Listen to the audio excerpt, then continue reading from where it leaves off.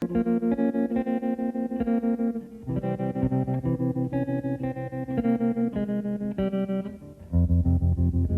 was 5 and he was 6. We rode on horses made of sticks.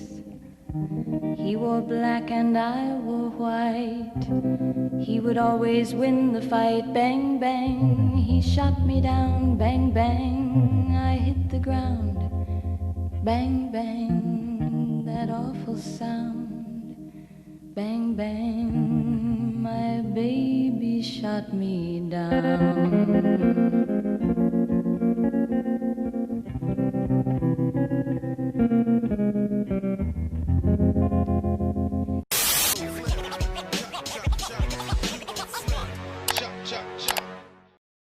What's good, everybody? It's your boy Cosmosis Jones. I'm back again with another video. This time I'm reviewing The Last of Us Part 2. And just for starters, man, this shit is hella depressing, bro. They must have fucking wrote this shit in that Pixar room for all of our emotions. Bro, it was even depressing at the beginning, before it even released. People trying to spoil me and shit. Why? Who are you? Why? And to keep it a whole stack, I was skeptical at first when I was playing. There's a lot of these dumbass fucking decisions. But this was one of the most thought-provoking games I've played in the last 5 years, bro. Hands down. I was on an emotional roller coaster the entire game. Feeling happy, sad, excited, confused, all at the same time. But more on that later. Let's go ahead and talk about the game itself.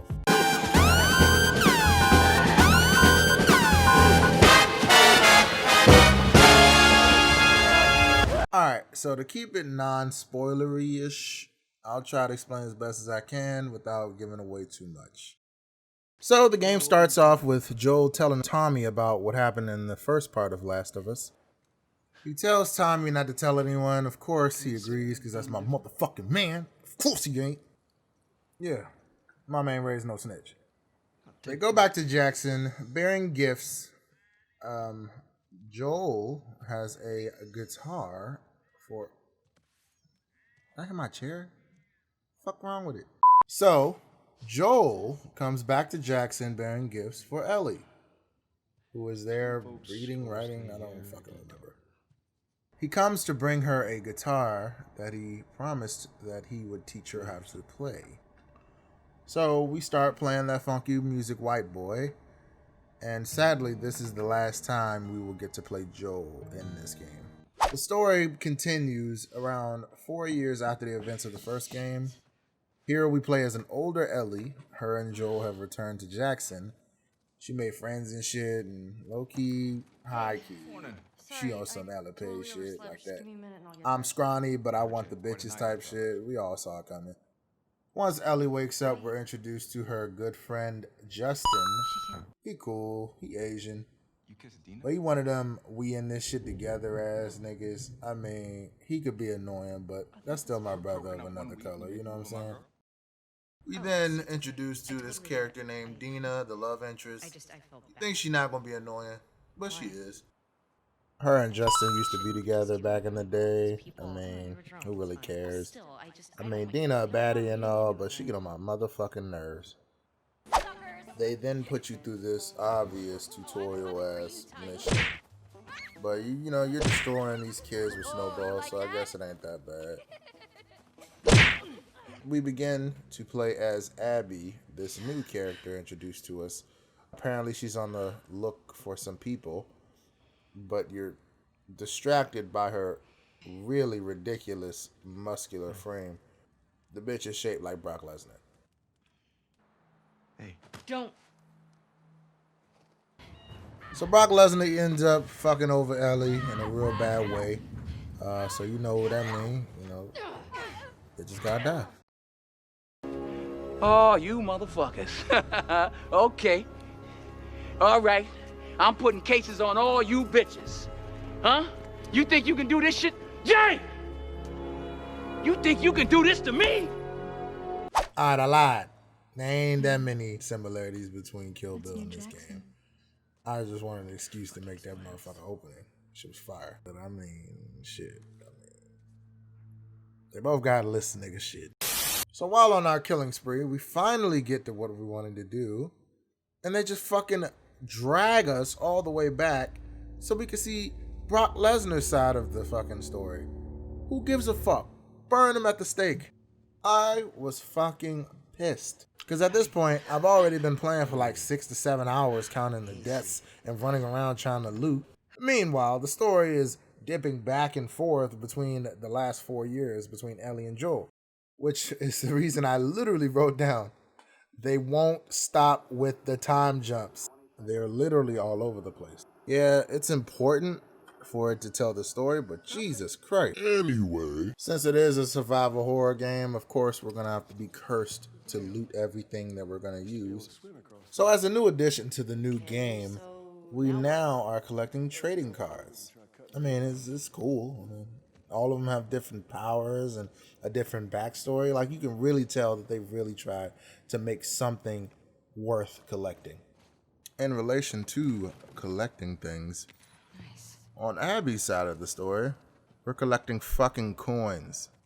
Bruh, I don't even stop to look at them like I did with the trading cards. I just keep it fucking pushing. I ain't about to be fucking collecting no coins, man. Get your fucking bitch ass over there, man. What the fuck you doing? Come on, man. I got money. No, I don't take no coins, man. And we picking up a good pocket full of them bitches, bruh. Like, so you know we jangling throughout the whole place, bruh. Come on now. Abby's side of things is what really brought the confusion and the conflict within myself. Rather just playing as Ellie and doing everything I did. It just made what I did feel so fucking terrible. Like, it made me feel like a monster for doing these things, which really makes you think. Yeah, Ellie is on her Kill Bill mission, but so was Abby, you know what I mean? Like, the similarities between the two of them are just parallel.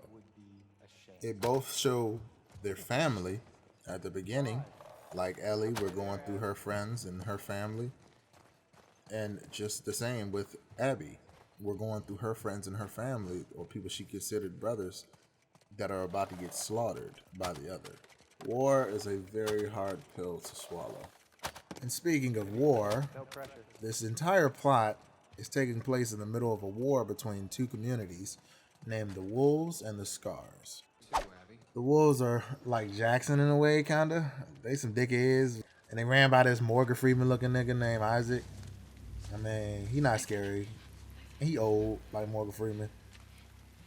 Name someone else that's old, black, and got freckles.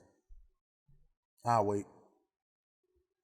You Morgan Freeman, motherfucker. Get him. Scars are like the weirdo church folk, but instead of handing out the collection plate, they out here handing out fat ass L's to anyone they catch.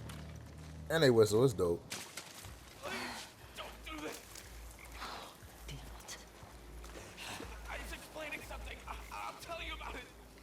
Just stop it.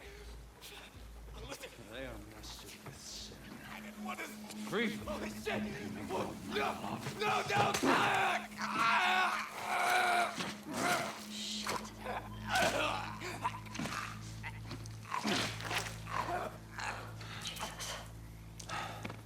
Now he is free. Now he is free. Search for stragglers. Not really. The M rating is definitely being stretched to the fucking furthest imagination of the rating. I like the gruesomeness they got going on. It's a little bit too much at times. Oh my god. And then they just got Abby out here getting piped down by this dude Owen, man. I was caught off guard. I wasn't expecting them little titties to be freed on my screen like that, bro. I like it. Just Like, keep heading down. not her getting piped or nothing. I mean, it's fine, but I'm talking about, them rating. Hopefully it becomes a regular thing for video games to actually be like movies with the nudity and the very, very gruesome scenes. So moving along, eventually Abby gets captured by the Scars, and then she's saved by some radical Scars that are, on the run type shit. They kind of fuck them all up. It's pretty gruesome. I like it.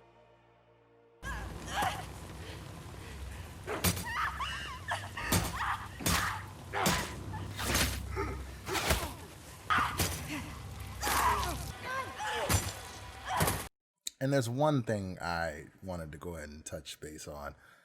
The little boy Lev is a little confusing. They're calling him Lizzie. They're saying that he has an arranged marriage and whatnot. This is a little ass boy. Like, what the fuck? Like, so they out here cutting people's guts out, hanging them, and raping little boys. I don't know what the fuck they got going on that island. It's kind of confusing, but they leave it alone, so I leave it alone, you know. So 1, 2, skip a few. But you know, the story was alright, has its dry moments, but let's go ahead and move on to the gameplay.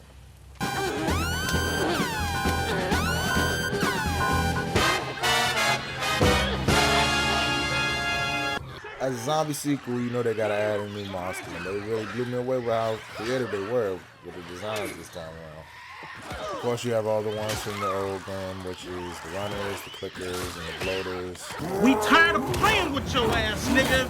Today your ass gonna die, bitch. Say goodnight, motherfuckers.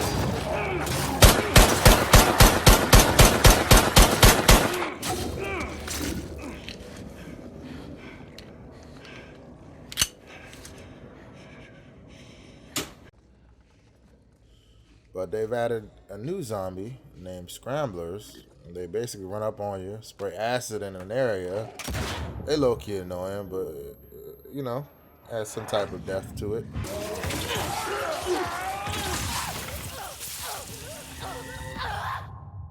They also got these new zombies named Stalkers. Type of zombie that moves fast and hides behind cover and sneaks up on you until you're either vulnerable or walk right into them. They are annoying.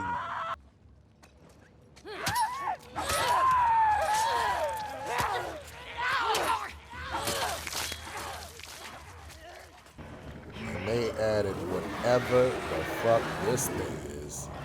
What the fuck is that? The most innovation comes in the abilities of our playable characters. The ability to go prone adds another layer to the movement and stealth system.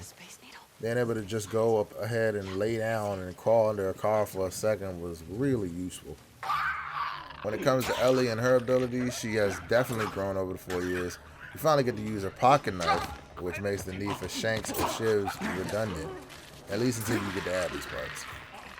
Like Owen. Bruh, shut your bitch ass up! Ellie comes equipped with a shotgun with the ability to create fire shells, and of course, the other standard weapons, a rifle, bow, proximity mines, and much more. With the two carrying different arsenals, they both come with an ability to create silencers out of cloth and water bottles. It works, go for it. The addition of silencers helps take a lift off of my shoulders from these stressful ass stealth missions. Just back to back stealth missions. I just literally just started sprinting through encounters, and it was working. Run.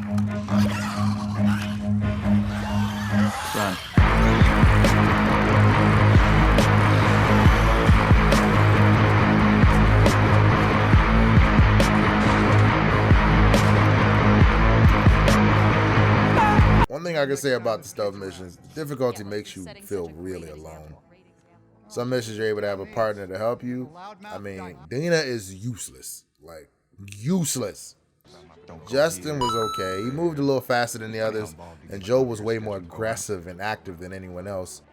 The graphics in the game are gorgeous. So gorgeous at times, motherfuckers were ugly as fuck. This is not a zombie, by the way. This motherfucker is just ugly as fuck. At one point in the game, all our war goes down, and as the character we have to sneak through the battlefield undetected. Amazing.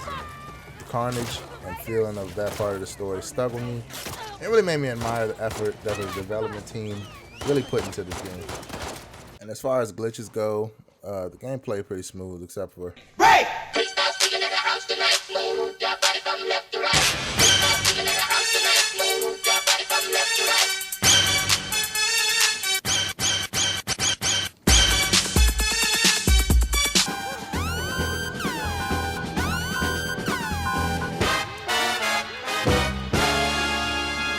Before I get into my pros and cons of the game, I have to mention how this game has really made me think over the past few days as of the psychology of the humans in this world. So there will be some spoilers. So if you don't want to get spoiled, go ahead, click on this timestamp right here. So as the game goes on, the story tends to touch on the psychological damage all of these characters are under. People seeing their friends killed in front of them is a normal thing in this world. Feeling the grief of how people move on after Joel just gets this feeling like that's just what happens around here. Feel to it. Which is sad that the new world they live in is just normal savagery. Ellie ends up having PTSD after it all once Abby spares her and Dina's life, causing her to go back out to find Abby, making her lose everything she had in the process. It took me a few days to digest the ending. The quote, "Before you embark on a journey of revenge, dig 2 graves," speaks true in the end of this story. Because in the end, Ellie leaves with nothing and nobody, as this revenge cost her her family and her fingers, which is fucking disgusting. And in the end, Abby loses her family twice. Her dad, and now her wolf friends. So now all she has is Love, who was bit alongside her, which means she'll have to eventually watch another friend die. This shit is fucking sad. And after getting to know Abby's side of the story, it poses Ellie and her friends as the monsters, which is hard for me to see as an Ellie fan, but Naughty Dog have achieved that. Like, they literally seem like monsters, bro, on the other side of the fence. I think I don't read like that, but the best comparison I could make is that playing this game is like reading a good novel that has you thinking after the story is already over. Pros. She's safe. Classic story, executed well. She's sick. The graphics are also on point. She's fine. Push the envelope in the terms of gore and adult subject matter. Christ, there's a lot of them. It's a think piece. Joe, he's a dope father figure. Cons. Fuck you, Dina. Bitches ain't shit but hoes and tricks. Final score, 8 out of 10. Well, you made it to the end of the video. If you've made it this far, thank you guys for watching it. Sorry it took a little longer than the other one. Well, you know, I'm making this shit myself, bro. And I smoke a lot of weed. I ain't an editor. What you hear now is my man Sweezo. His fucking songs is fire. You can go ahead and check him out on YouTube, Spotify, Apple Music, wherever you get yours from. He there. But thanks again, guys. Go ahead, hit subscribe, like. But yeah, we out. Today, that's a bet. That's a plan. Your mother messed up. No, she should've took a plan B. Hit after hit. That's why they can't stand me. Oh, guess I'm speaking facts today. Dumb it through the check.